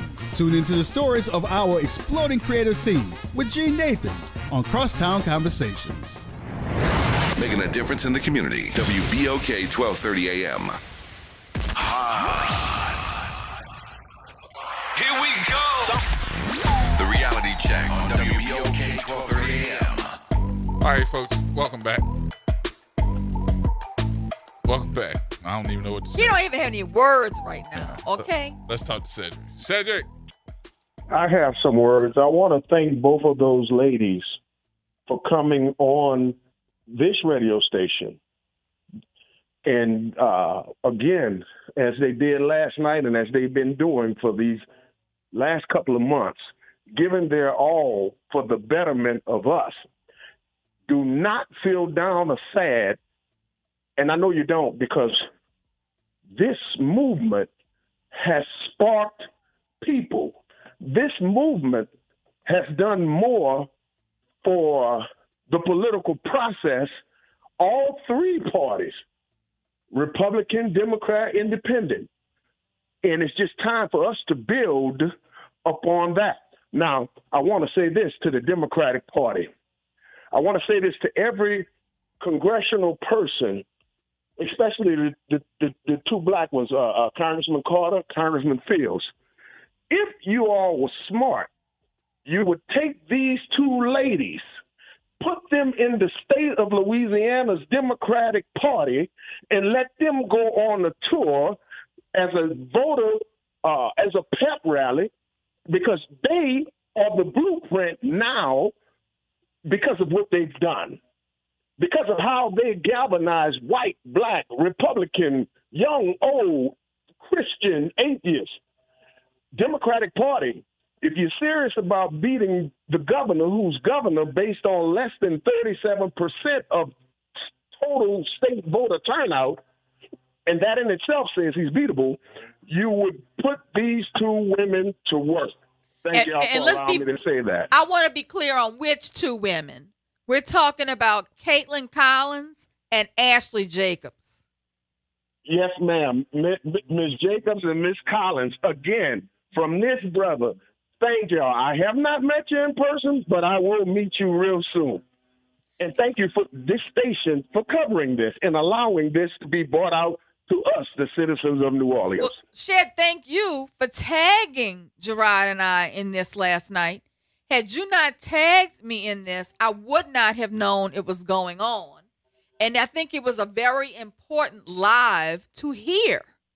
So I do thank you for that. All right, we truly all are family. Democratic Party, put these two ladies somewhere at the front of the helm of the Democratic Party. That's a good idea. That's a great idea. Let me tell you something. Caitlin and Ashley were organized. They were active. The movement was growing. It was thriving. They had people who had completely 100% bought in from all walks of life, all races, all age groups, all parties. And I think that this movement could have been successful except for its leader shooting herself in the foot. And I could see it very early. You know, the Facebook attacks were just not stopping. The posts that were embarrassing, to say the least, which was just ridiculous. She's the wrong face of the movement. And it's very sad because this was such an important movement for us at such a critical time. Do I think the movement is over? I think the movement is at a tremendous disadvantage. It's at a crossroads. And the reason why this show was important today is because everybody needs to recognize that this recall effort was extremely important. We save it by telling the truth. The concerns that brought people together about the governor and the AG were real. A multicultural coalition had been created, and that coalition was thriving. So we should not allow the conduct of one person or the pride of any one leader to destroy what the people built together. But saving the movement requires more than changing the tone of a Facebook page. We need a complete reset at this point, and the movement has to stop belonging to any one person. Nobody should be to think that much of themselves, to think that they're the monkey that's stopping the show. Yes, indeed. There. All right, let's get these calls. Major Riley. Good afternoon. How are you? I'm not good listening to all of this. As a voter, I am feeling violated right now. I feel, based on the information that was put out when they started this thing in May, like the voters have been induced to participate in a process that is very formal and very official. And I, as a voter, demand, not expect, but demand that everything that was put out to induce me as a voter to participate in the first place, I want that delivered. I want this process continued. I want my signature to be turned in, and the promises that were made for us to come in and participate in this process, I want that promise kept. And anything short of that will be very disappointing, and it feels to me very much like some crime is now being committed. And that's how I feel about this. Major Riley, I personally saw you working very hard on this recall effort. I personally saw Michelle Charles and a multitude of other people that I know working very hard on this recall effort. And I know that you must feel even more disappointment than I do as just someone who signed the recall petition. I feel violated is how I feel. You're talking about gathering people's personal information. You're talking about participating in a process that could be very dangerous for a lot of people, elderly people. There were people 80 and 90 years old who got their neighbors to transport them. We had bus loads of people from retirement facilities being wheeled and bused to these locations. I just don't think that number that came out, Major Riley, of the number of folks at 20,000, I don't believe that. I don't know if that's a ploy to make people say, oh, it can't happen now because we're 90 days out. I'm hoping that nothing did happen to those signatures that came in. I don't understand why those ladies couldn't turn their signatures in. Maybe we need to give her a chance to explain, but I doubt if she comes on because she don't want to talk. But my whole point would be to the people that some of this program, it does sound like we have given up. But I need to know what that number is before I say, let's give up. But let me say this, Gerod. We know the number on the Baton Rouge recall is 5%. That's for Baton Rouge, for the mayor. That's for the mayor. But if we take 20,000 out of 600,000 that were needed, that's 3.33%. Okay? Mm-hmm. And we still have 2 months. So it may be that 5% is what they're going to get for this recall of the governor and the AG when it's all said and done, which would be equal to what they got in their recall for Baton Rouge. I'm hoping that the number is higher, but I certainly don't think it's close to 600,000 given the dysfunction that I've just heard. Yeah. So whoever signed their names to be responsible for this process, I'm demanding that they continue this process until the process is over. Mm-hmm.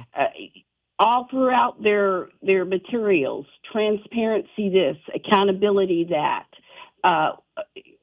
This is the process, and you must train and follow this. I demand that process be followed until the end of this whatever this thing is that we're involved with now. I demand that whoever is signed up as chair, co-chair, president, vice, whomever, or there will be accountability. There's got to be accountability for inducing people to come and participate in this thing. This is official. This is not play. Oh no, this is a serious situation. I'm not concerned about who shot John and who mad at what. You know, if our feelings, if we don't have the emotional maturity to handle a state population of people, and we are that sensitive, we should not have jumped up and signed up to be the lead on this. All right. Okay. So all of these accolades and all of that stuff, great.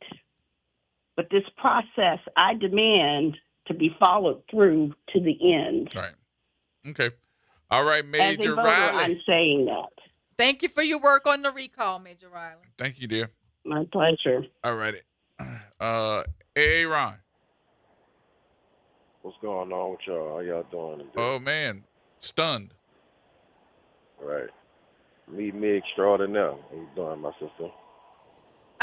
Dude, I feel like the wind has been kind of knocked out of me today. I am extremely disappointed because to me, this is not just this one situation. To me, this is showing me why we don't have a black agenda nationally, why we don't have a black agenda in Louisiana, why we can't put one together in New Orleans. Because we seem to have a problem with leadership, a void in leadership, and an inability to work cooperatively with one another without making ego the focus instead of making the movement the focus. What do you think? How you feeling? Well, I'm I was already down, but that interview just, put me down even more. As you know, first shouts out to the Father of the Round Table as well as the Hill Newton Gun Club. And forgive me from sounding like this, but it just feels like, we Mike saw Tyson the work that is you were really doing. We saw the work that you were doing. knocked the, and it's not just that, as a person, I'm gonna say as a leader that carries the community on my back. You dig? Me having the understanding of, COINTELPRO, the writing was on the wall, from the beginning, because certain things, especially when we want to, rise up and do certain things as it relates to, this beast that we fight on a daily, even with our ancestors as well as our predecessors, we have to anticipate certain things is going to happen, which means we have to keep our eagle eyes open and expecting certain things to happen. So when certain things does happen, we are already prepared for that, and we have people already set up in place to deal with that. By our community having a lack of political education, and when I say political education, I'm not talking about solely just based on, elections and things like that. I'm talking about being politicized even to knowing that the reason why Jesse Jackson was on that balcony pointing in the direction saying the bullet came from over there, knowing damn well it didn't, come from that way. You dig? That's the type of political education that I'm talking about. And by our community having a lack of that particular political education is the reason why we continue to be where we are at right now. A political education such as it was W.E.B. Du Bois, who a lot of us love and adore and cherish, started the talented tent. And not just that, even got Marcus Garvey not deported just from the city of New Orleans, but got him deported from the country. These things just don't rise up by coincidences and happenstances. These things are done on purpose with a strategic event. Notice how as soon as Jeff Clandry got word that the lady Leela was on the bridge shooting, notice how that was instant news. But we do read, and I'm not big up in myself right now. I'm just pointing two parallels, right? Notice how that was instant news. Matter of fact, as soon as that happened, but here we doing feeding the community every Monday in Algiers. No government funding. As a matter of fact, there's a community center right down the street from where we feed the community at every Monday for free. And those people getting government funding, and the elders that's in that building is being fed slop. We take and feed the community out of our own pockets, and we give them exactly what we eat. So all I'm saying is this, man. Notice how the positive things in our community that's being done. You know, it gets no airplay, no airtime. But then as soon as something, you know, is happening for particular people, notice how that's the first thing on the news, bleeding red and blue. So, man, it's even a struggle for me to make this call because I'm trying to fight back these tears, man. But it's just sad, you know, as people that's out here doing the righteous work, we got to not only fight on the outside, but we got to continue to have these type of fights on the inside, even with people that look just like us. Just like us. When I sit back and look back, you know, even with Calvin Duncan, you know, this station was one of his biggest supporters. And then you go behind our back, the station's back, and use the words and terminology in which you did. That's a slap in the face. Even with it, man, I'm going to stop right there, man. Y'all, man, thank y'all, man. No, thank you. All right, Aaron. You know, those were Louisiana citizens who were willing to put their names publicly behind a challenge to some of the most powerful, vindictive elected officials in the state. This was not a game. No. We have watched the increasing hostility between Governor Jeff Landry, Attorney General Liz Muriel, and the leaders in the city of New Orleans. We have watched the governor and the AG aggressively come after them in retaliation. And against that background, people who signed these recall petitions may genuinely fear retaliation, political targeting, and professional consequences, or some other form of retribution for their participation.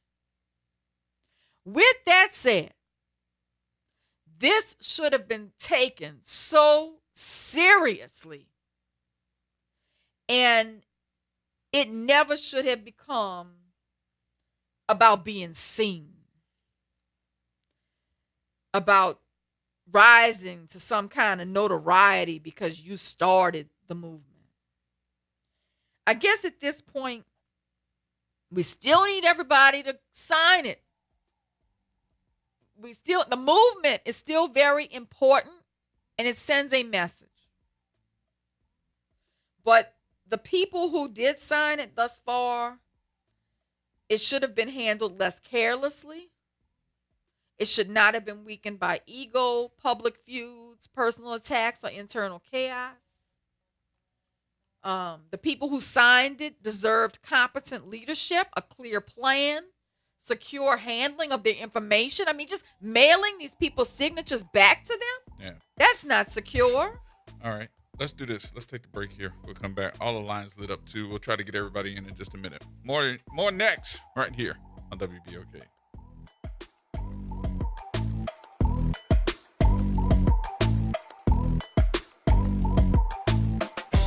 AURN News. I'm Ebony McMorris. Today, Missouri voters decide whether to send Cori Bush back to Washington. 2 years ago, Bush made history as the first black woman ever elected to Congress from Missouri. Then she lost her seat to Wesley Bell in a primary that became one of the most expensive House races in the country's history, fueled by millions in outside spending from a pro-Israel super PAC. Now they're facing off again. This time, Bush is framing it as unfinished business. Standing outside the courthouse, she told supporters, quote, "Send back that descendant, send her back to the place that enslaved people built." Bell isn't backing down. He's leaning on his response to last year's deadly St. Louis tornado and pointing to Bush's voting record in office as reasons voters should stick with him. Polling headed into today has the race tight within just a few points. But no matter who wins tonight, Democrats are expected to easily hold this seat come November. For these stories and more, go to AURN.com or follow me across social media at Ebony McMorris. Hello, friend. Tavis Smiley here with a special announcement. You can catch my show at a new time, weekdays from 1 p.m. to 4 p.m. Same great topics, same great guests, same great conversations, just a little earlier in the day. It's Tavis Smiley, weekdays 1 to 4 p.m. only on WBOK 1230 a.m. What New Orleans is talking about. We are the rhythm of the streets. The flavor in every dish. The story in every song. We are New Orleans Tourism and Cultural Foundation. We help artists build the future of New Orleans. Because when the culture thrives, our people thrive. Every note, every brushstroke, every dish is a door opening new possibilities for those who carry our traditions forward. And when we open that door, the whole city moves forward. For New Orleans Tourism and Cultural Foundation, culture is our open door. Extended through Labor Day, Louisiana residents get half off general admission to the National World War II Museum. Take advantage of 50% off and beat the summer heat at New Orleans' #1 attraction. Don't wait. Plan your visit at nationalworldwar2museum.org. Get in on the conversation at 504-582-9422. Here we go. The reality check on WBOK 1230 AM. All right, folks, welcome back to the program here. A couple of minutes here before we get off, and all the lines lit up. So we want to tell everybody, hey, we're going to try to get everybody in here, so let's make it a little bit shorter than usual. Galloway. Hey, Brother Gerod and Council, real quick. Hey, the hardest thing about leadership is the ability to take constructive criticism and learn from it.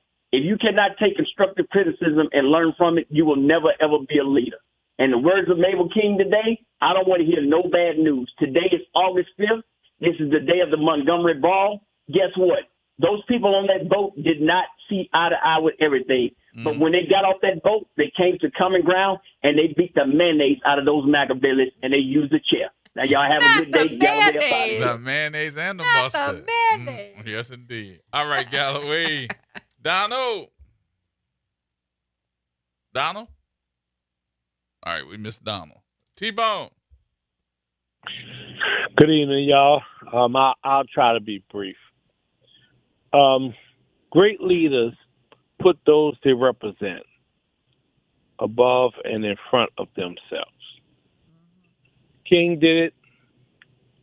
Malcolm X did it. Others have done it. W.E.B. Du Bois was thinking about the community of black people. Booker T. Washington was worrying about the upcoming of black people by teaching them agriculture, mechanics, and so forth. W.E.B. Du Bois was trying to do it with the pen, through his narratives, through his commentary. King did it through his selfless sacrifices of putting himself on the front line. He didn't just send people out there to march, he marched with them. And that's part of the problem. I've said it before in this program. The problem is the dwindling of true black leadership in this country, in this state, in this city. And now you've let the other side in like wolves coming in to eat all of the chickens out of the hen house. We really need something different than this.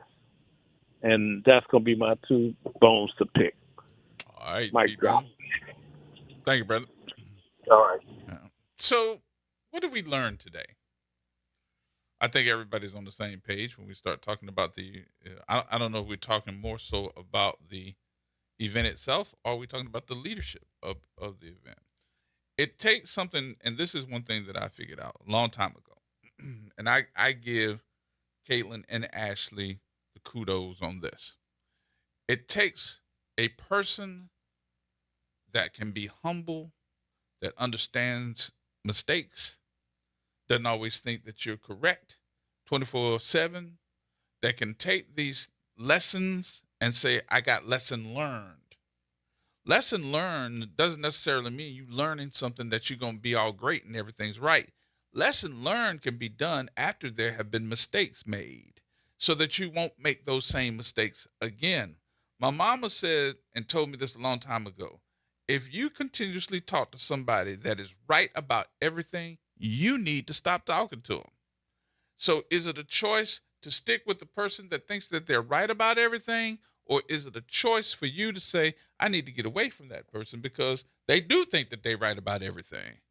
I say the latter. And the reason why is because if you got one person that thinks they know everything, we use that as a moniker sometimes. When we describe folks, I don't like that person. They think they know everything. I don't like that person. You know everything. We don't say that in a positive manner. We say that because we're actually talking about a person that they think they know everything, but you're saying they don't know everything. Isn't that kind of crazy to even sit up there and say, I'm going to follow that person? Okay. I just went back to a commentary I gave on this station 3 months ago. Listen to this. We are at a critical stage in history. This is not the time for division, ego, or tearing each other apart. This is the time for clarity, discipline, organization, and unity of purpose. Too much is at stake. Our democracy, our representation, our communities, our economic future, and the voices of generations yet to come. We may not agree on every strategy or every personality, but we must remain united around principles. The battle ahead will not be won through chaos or bitterness or ego. Stay focused, stay engaged, stay united in purpose. 3 months ago, we saw this. We've got to learn a bigger lesson. Because this is not going to be our last fight, our last struggle, our last movement. Because of the time we're living in. So we do have to learn a critical lesson from this. The face of leadership in our movements needs to be beyond reproach. Wait a minute, say that again. The face of leadership in our movements must be beyond reproach. You said the face. The face. I don't need to see your ass. That's right. We need to pick our leaders of movements very carefully because there goes the movement, but there goes your leader. If you want to step up to lead, be beyond reproach because you will be criticized. You will be scrutinized. Number 2. And you got to be able to take. You got to be able to take. You got to take the criticism with the kudos. The second thing we seem to learn is if you want to lead, you better know how to follow. And you need to listen to the people around you because they may be saving you from harm's way. And I think that this girl may face a criminal problem behind this money situation. Yep. And I think the state Caitlin doesn't play behind that. She made it very, very clear that she did not want to be a part of that. You're going against the chief man, the top dog in the state. And you're not filing finance reports and you're not being accountable with the money. And his number one person is the AG. She gonna do what he want him to do. So you're about to learn. You're about to learn a very serious lesson that could have been stopped if you had just listened to the people around you. You're gonna learn today. You're gonna learn today. So we learned that lesson. Listen to the people around you. Accept the constructive criticism. To be a good leader, be a good listener. Now, I need to know the real number. I do not think that we just got 20,000 folks. I believe we have a little more than that, Gerard, but I truly believe, as I sit here today, that this girl is nowhere close to where she needs to be right now. And she has gotten all the leadership of this organization. Most of the people trained in this organization have fled because of her bad personality. You went from 200 leaders to 15? Yes. That says something about leadership. And if you can't see that people are running away from you and everybody's complaining about the same things, so therefore you may be the problem, that's eye-opening. Grow up.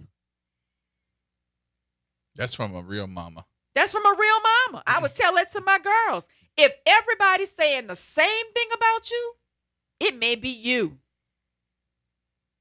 So I think the question has been, especially in our chat, a lot of folks are saying, y'all talking like the recall is over, or the ladies were talking like the recall is over. Nobody has said that it's over. We're telling you that there's a problem. And you got to regroup today. And you got to get it together, or it is going to be over. We got 90 days, 90, to get almost 600,000 folks. I just went through Marion's Facebook page. Y'all should see the photos of her holding on to all these different letters, all these folks that folks are sending her.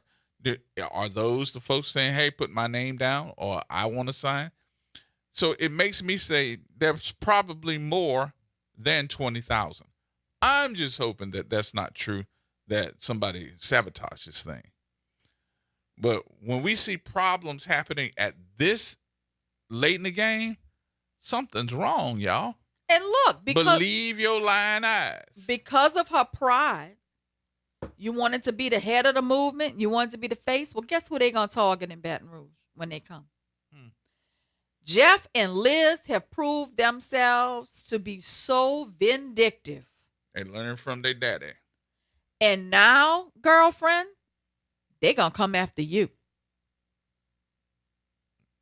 So all of that sitting back and thinking that you're all great and that these ladies are coming from every part of the state to do something to you and give you some anthrax.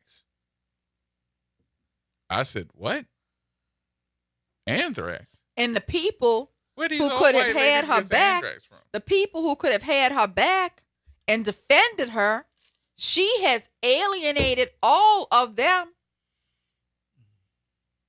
Well, I don't think this conversation is over, so we'll make it a point to revisit it.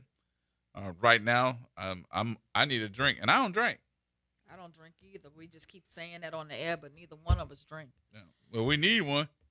We need that, or we need to go snort some anthrax. What we need is to learn. Yeah. We need to learn from this situation, because let me tell you something. I think that Caitlin hit the nail on the head. We have serious elections coming up, and we got to get ready for them. Yeah. So we better do better. So let's learn from what we learned today. Let's learn from what happened with this recall movement and get ready to really wage war come election time. All right, folks, that's going to wrap it up for us. Appreciate y'all for being a part of the conversation on today. Join us on tomorrow. Probably something else is going to come up, but we'll see. We'll see you tomorrow at 4 o'clock, y'all. Y'all be good.